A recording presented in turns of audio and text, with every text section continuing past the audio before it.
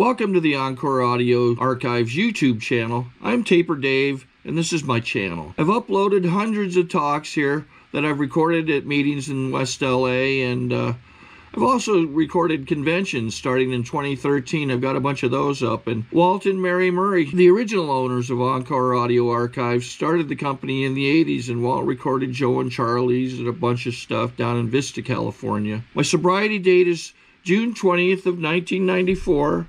I hope you find something you like, so please like and subscribe to my channel and comment down below. If you want to hear something that I don't have or that you don't see, I'll see that I get it. Anyways, take care and have a great day if you want to. Hi, I'm Annie, a drug addict and an alcoholic. Hi, I just went around this whole room telling everybody how nervous I was. I was hoping that would help. It does somewhat. Anyway, oh,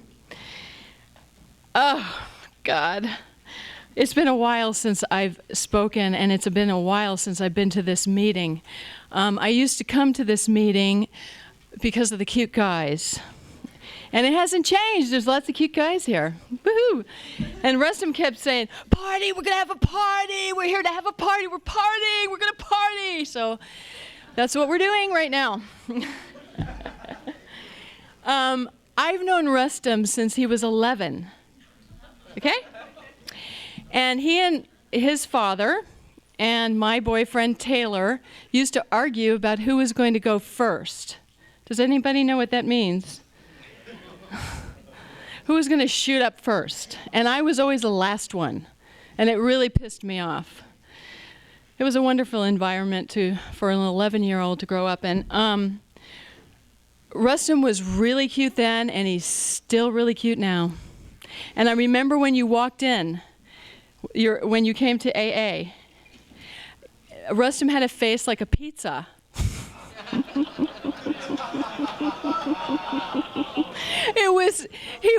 And you were so out of it. I mean, and it's a miracle. It's an absolute miracle. It was a miracle seeing your face and that you survived, you know? That we all survived. I mean, if we didn't get here, we're dead or lost. I hate this lighting, by the way. And I do little figures. Anyway, I am much better when I can dance in front of everybody, and that I will explain soon. I am going to talk about what it was like, what happened, and what it's like now. Because that way I'll try to stay on track. I wish I could see you. I really do. I was born into a family of alcoholics, a long line of women on my mother's side who killed themselves. My great-grandmother jumped off a bridge. My grandmother OD'd on medication, killed herself on purpose. And my mother killed herself. She drank and drugged herself to death. My mother never wanted to live, and that's what I was brought up in. I'm from an upper middle class family, and I never felt comfortable in my own skin. I felt incredibly out of it. You know, it's taken me a long time to feel comfortable in my own skin, and it's completely a result of Alcoholics Anonymous and a higher power and you guys, my family. One of the first feelings I ever had as a child was the feeling that, and I was around 4 years old when I felt this, I felt like I was the only real person on the planet Earth. And I felt like everybody else was made out of machines. And I was the only real person. Now, at 4 years old, that's pretty profound. I just felt so out of it. You know, everybody in my family, there's two kinds of alcoholic family systems. There's the enmeshed family system that has the sort of slogan, till death do us part, you know? And they just go down together, you know, okay? And then there's the family system that's estranged, and it's every man for himself, and that's the family system I came from. Every man for himself. I learned the basics. I learned how to say please and thank you, to pick up the right fork and things like that, but I really didn't know how to express how I felt. I just knew I felt really bad. I didn't know how to ask for help. I didn't know how to do anything. When I got to this program, so I remember going to a therapist when I first got here. Ooh. Anyway, and she said, "What are your values?" And I looked at her and I said, "What's that?" You know? I mean, that's, you know, I'm getting really hot now. Okay. Woo, yeah. Now I feel much better. I mean, I was a wild child, and I still have a bit of that in me, thank God. I'm really grateful for that. So I felt really uncomfortable. And I used to have a reoccurring nightmare when I was a kid that all the girls in my birthday party had pink birthday dresses, and I had a dress made out of Chef Boyardee spaghetti. Now, does anybody know what Chef Boyardee spaghetti? Because that's, I don't know. It comes out of a can. It's really squishy and fat, and it's really slimy. And I just felt really ugly, and I felt really ugly right into this program. Ugly, fat, and ugly into this program. Wow, you know? I felt like I had a birthmark, like a big birthmark on my head, you know? Really, it's true. I mean, people can identify. I know this, right? Tell me you can. One of the things the only thing as a child that felt good for me was this thing that I stumbled upon watching Hullabaloo and Shindig. Shows my age. I'm 52. Anyway. Yes! All right. Menopausal. Yes! Anyway. And I did it in sobriety. Hallelujah.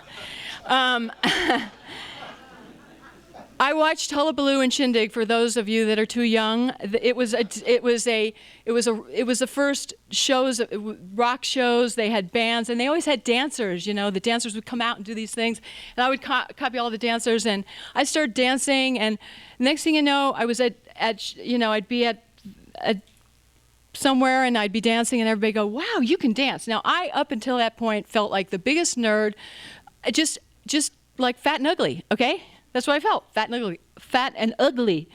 And, but dancing was definitely something that I could do.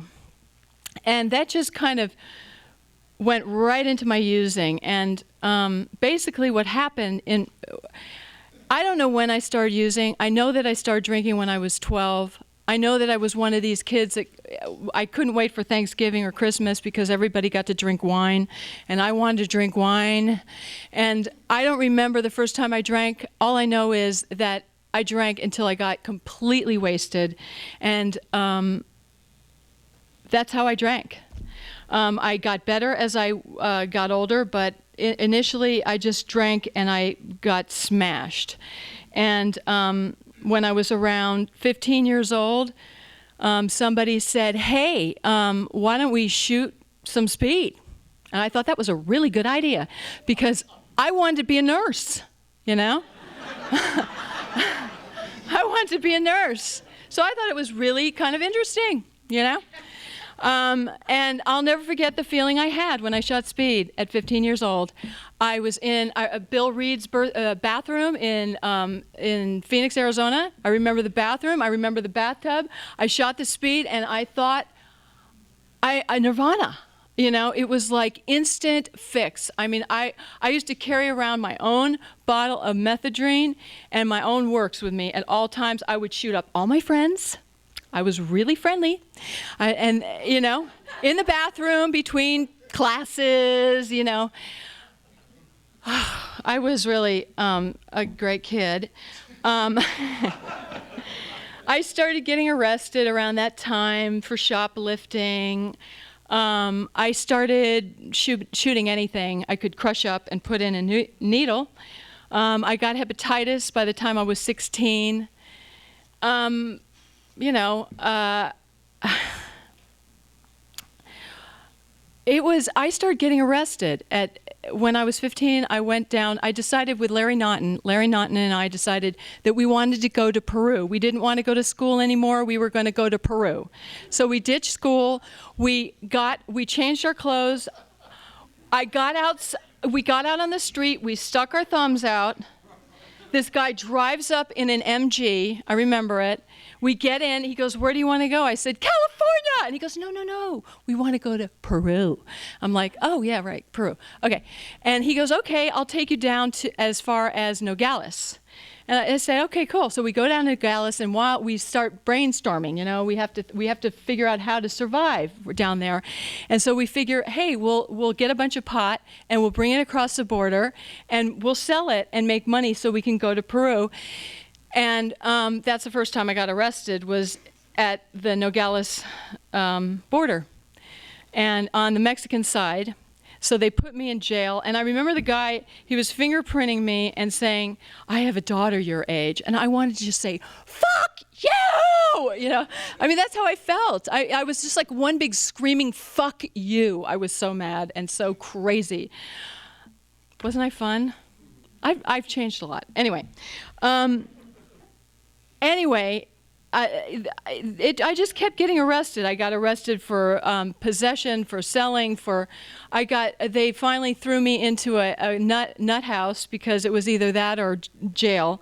And when I went into the nut house, it was a really good experience for me. First of all, I got away from my parents, and they were driving me crazy. In particular, my mother, who we used to have regular fist fights together. My mother was a beautiful woman, by the way. She was around 5'10". She had thick auburn hair. She had a toothpaste smile. She looked like a Loretta Young. Anybody who's old enough to know who she was.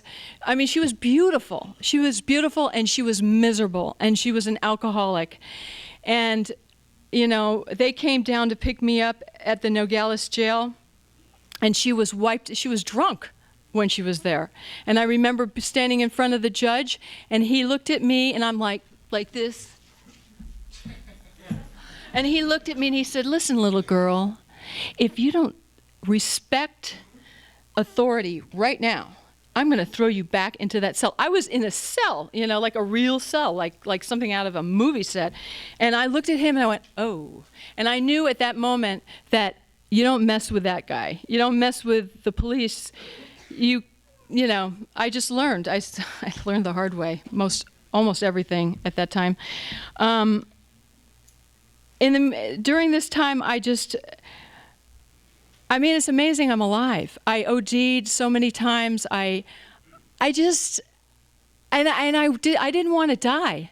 I mean, when I was 17 years old, I remember looking up into the sky, and I had a spiritual awakening. It was for a moment, and I knew that I didn't want to destroy myself. I knew that I was sick of what was going on, and if I had known about Alcoholics Anonymous, I would have been ready. I was finished then. My mother threw me out in a drunken rage, and actually that was a good thing, because she proceeded to drink and drug herself to death, and by the time I was 20, she was dead. And I remember when I found out that she was dead, I was down in Mexico, and I was camping, and I was taking acid. I don't know how many people have ever taken acid, but I really liked it. I miss it. No, I'm kidding. And I was having this trip, and all of a sudden I felt like this thing right here, this thing was going like this, and it was breaking.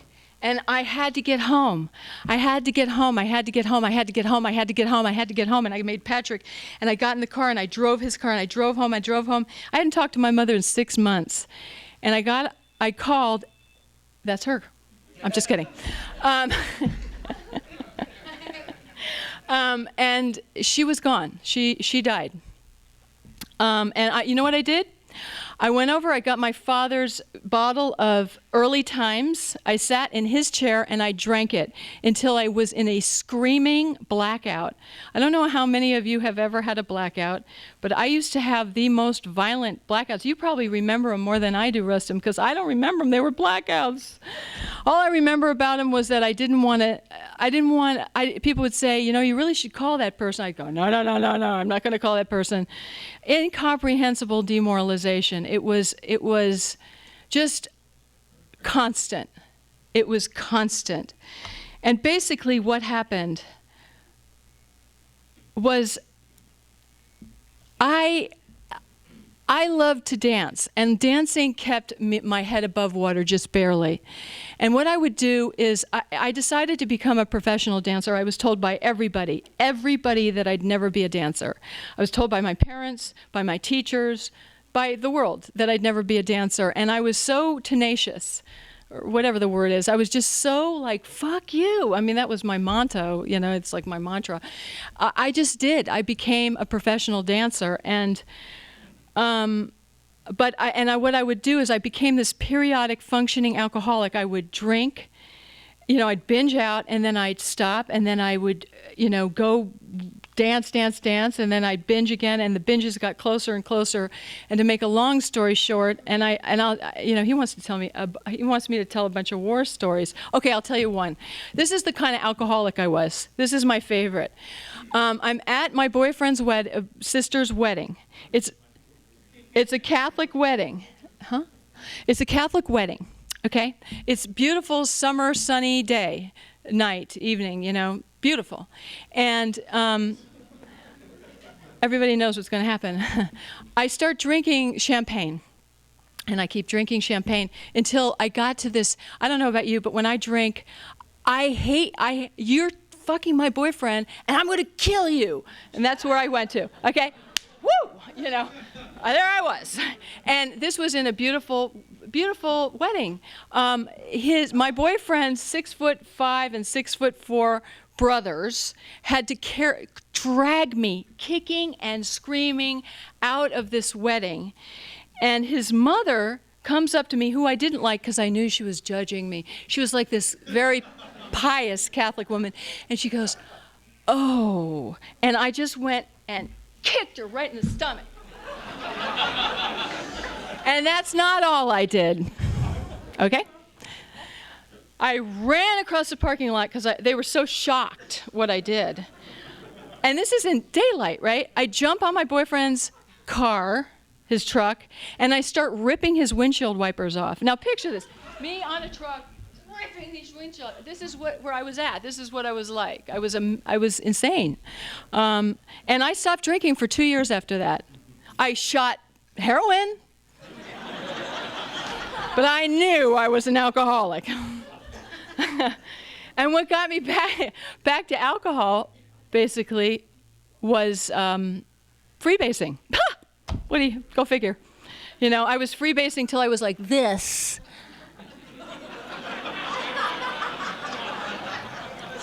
And I had to go down to the liquor store at 2 in the afternoon and ask for a bottle of tequila. And I sit in the car and I just downed it. And that night I had to be an MC for a Chippendales show. Okay, so I'm on the floor, literally on the floor going, and here's Jerry, you know. Here's Jerry with it was, oh my God. Thank God it was the 70s, you know. I mean, back then you could get away with that behavior. You could sort of get away with this shit, you know. You can't get away with it anymore, really. At least not that I'm aware of. I guess I don't go to those places anymore, but, I mean, you remember, I mean, we used to have like wonderful fist fights, Taylor and I, right outside your house in Laurel Canyon. You know, there'd be blood. It was just, but I don't I mean, oh God. It was really something. Basically, my bottom was like this. A guy named Danny W. A lot of you, he lives in Thailand right now, but he we used to use a lot together, and I was starting to work a lot as a dancer. I was working on Xanadu. Remember Xanadu? We were all loaded in that movie. At least I was. And anyway, I spent every dime on cocaine, every single dime. And I was going over to his house to cop, and he looked at me, and he came running up to the door, and he says, "John's in the back. He's seizing. He's, what do you call it? Having a seizure or something. He's ODing." And I went, "Oh my God!" And he says, "Here, I'm trying to cop." I'm like, "Well, yeah, but And he goes, "Here, take it all. Take all the coke." And I'm like, "Oh, thanks, bye." And John's dead. John died finally. He got shot down in Mexico for smuggling something. But Danny got sober, and Danny got sober a year before me, and he started telling me about this program. And I have always been a spiritual person. I have been a spiritual person as long as I can remember, as early as I can remember. I always believed in a higher power, always, always, always. My family did not. I can remember the first time my mother said to me, I said to my mother, "What religion are we?" And she said, "I don't know, whatever you want." I said, "Well, don't you believe in God?" I was around 5. I wanted to know. And she said, "No, I don't believe in God. I'm an atheist. I don't believe in God." And I was horrified. I couldn't believe it. It was like her telling me that she wasn't alive or something. It really, I'll never forget it. And I wanted a religion. I wanted some kind of spiritual connection. So I walked across the street, and I walked up to Mrs. Wasserman, and I said, "Mrs. Wasserman, what religion are you?" And she said, "I'm Jewish." And I said, "Well, I'm going to be Jewish," because I wanted to be with the Wassermans. They were a much nicer family than mine. And she said, "Well, we don't believe in Jesus Christ." And I said, "That's okay. I don't have a great attachment. It's all right." Okay? Okay. And then she said, "And we don't have a Christmas tree." And I said, "Forget it." I had my priorities. Anyway, I've always believed in a higher power. And when Danny started telling me about this thing called Alcoholics Anonymous, I heard it. I mean, it was like I did the first 3 steps when I heard them. He said to me, the first 3 steps, admitted that you're powerless over alcohol and your life has become unmanageable. It was like, absolutely. I mean, no, I wasn't going to argue with that. Came to believe in a power greater than myself can restore me to sanity. I said, yes, yes. And he said, turn your will and your life over to a power greater than yourself. And I said, take it. It was like, there was not even a question in my mind. I hated the Girl Scouts. I got kicked out of the Girl Scouts. I don't like organized groups. I wanted to go camping and they wanted to sew. Anyway, I wanted to chop wood. I was really a tomboy. Still guess I kind of am. Anyway, but he started telling me about the traditions, that there's no dues or fees for AA. There's no head of AA. There's the only requirement for membership is a desire to stop drinking. That's amazing. That's amazing. That's amazing. I mean, I was like, wow. And he said, just come to one meeting. And I said, okay, I will. And I had drank and drugged right up to that point. It was the last day of Xanadu. I couldn't do it until the last day. I was caught on the set drinking. It was really getting bad.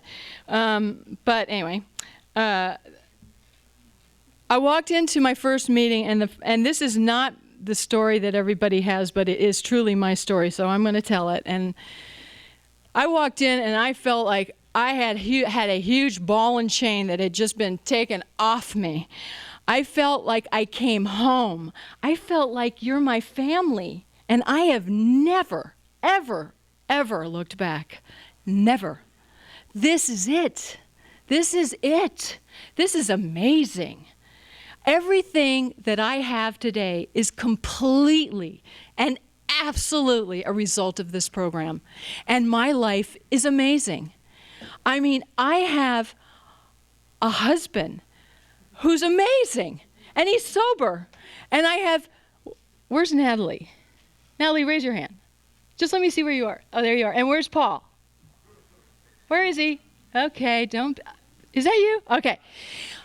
This is my family. You guys, I didn't have family. I didn't have nothing. This is a miracle. I love it. They're sober.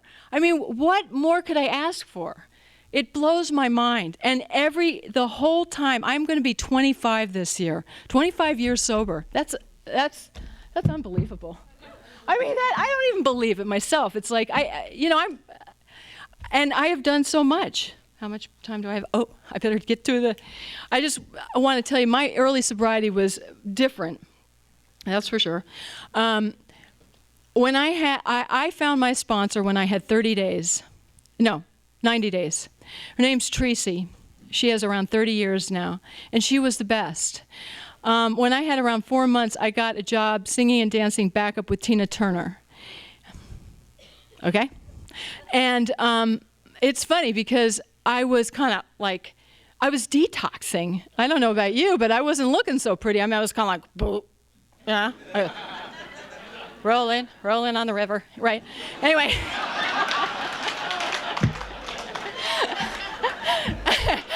But she thought I was great.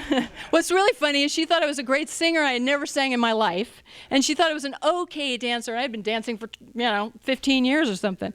Anyway, she hired me, and I told her, there's 2 things I won't do. And she went, oh, okay. Yeah. And I said, I won't cut my hair. And she said, don't cut your hair. I said, okay. And I won't drink or use. And she said, great. She's like, great. And I spent the first 4 years of my early sobriety on the road, singing and dancing in a rock and roll band with drugs and alcohol all around me. And what I did was I worked an unbelievable program. I learned how to work the principles of this program. I was forced to.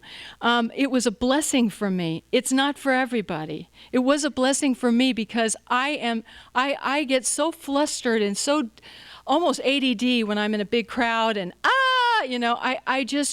needed something to focus me. And this, when you're on the road, you have to keep your shit together because it's a very grueling, it's not that glamorous type of job, even though it seems like it is.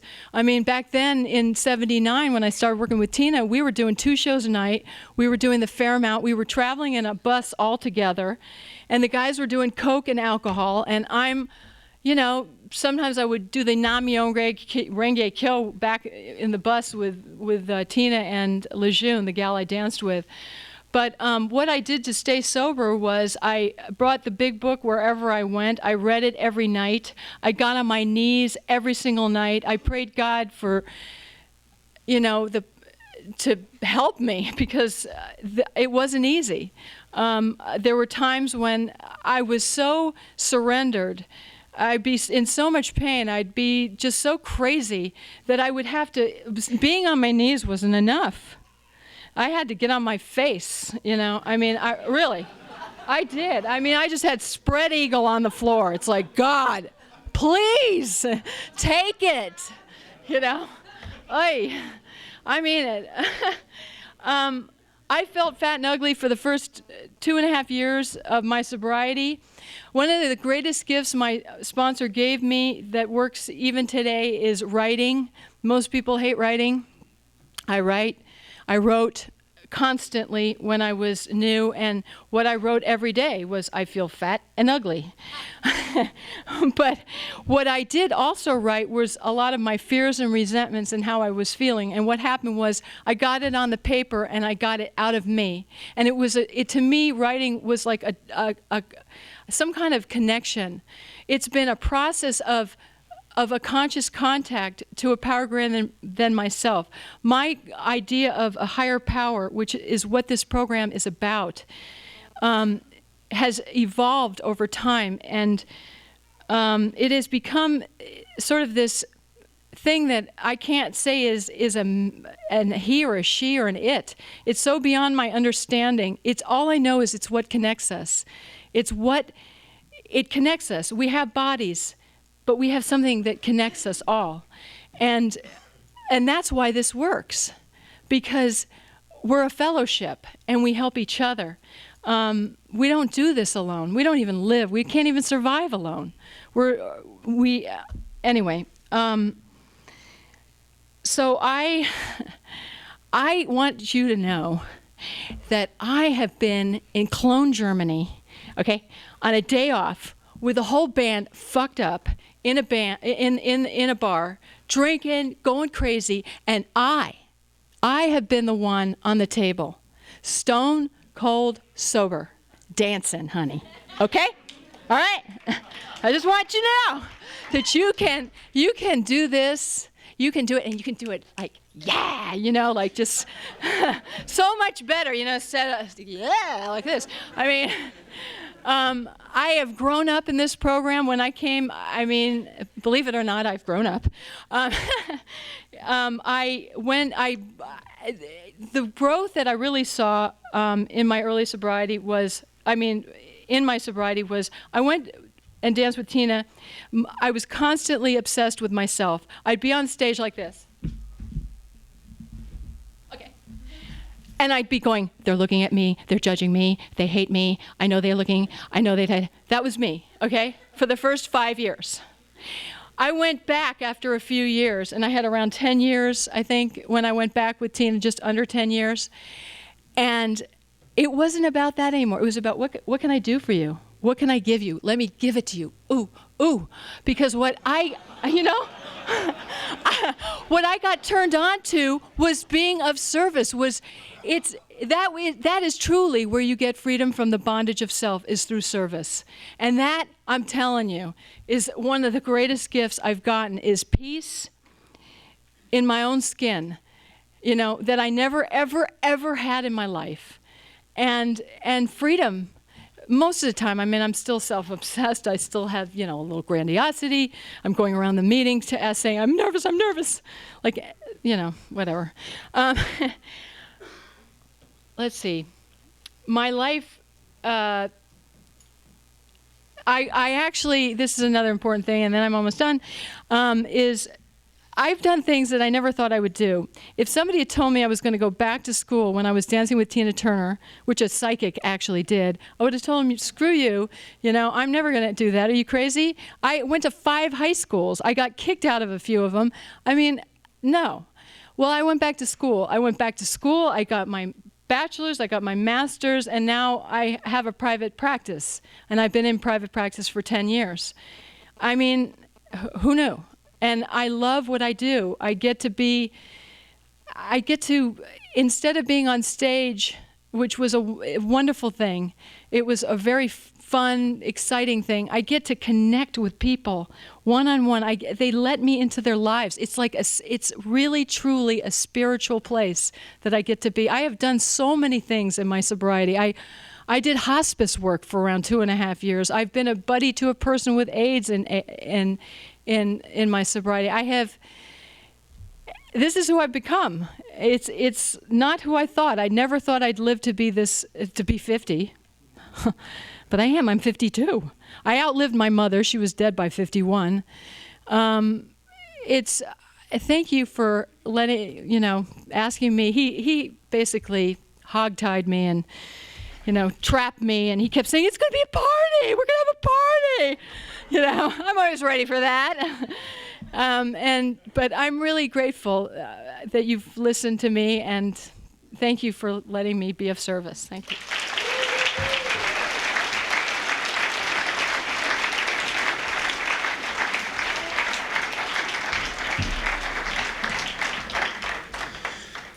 I think we got a great talk going on here. Thanks for watching the channel. Taper Dave here. Just curious, do you think this is better than Zoom? Okay, this is how I prepare my drone for launching. I like to do it inside the cab of my truck so I'm not standing outside in the weather. to install the joysticks for control, up and down, right and left, powered on. I have an Android phone that I use to connect it to the drone with, and it's actually controlled through the iPhone, through an app. Oops, wrong way. It's actually controlled through the iPhone, or through this Android phone, through the app.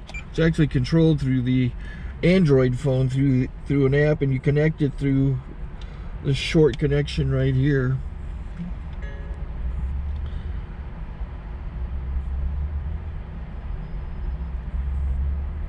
Remote control connected.